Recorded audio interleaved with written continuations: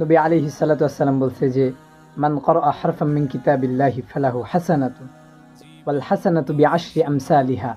যে ব্যক্তি আল্লাহ তাআলার কালামের একটা হরফ পড়বে, এক হরফের বিনিময়ে তাকে প্রতিদান দেওয়া হবে।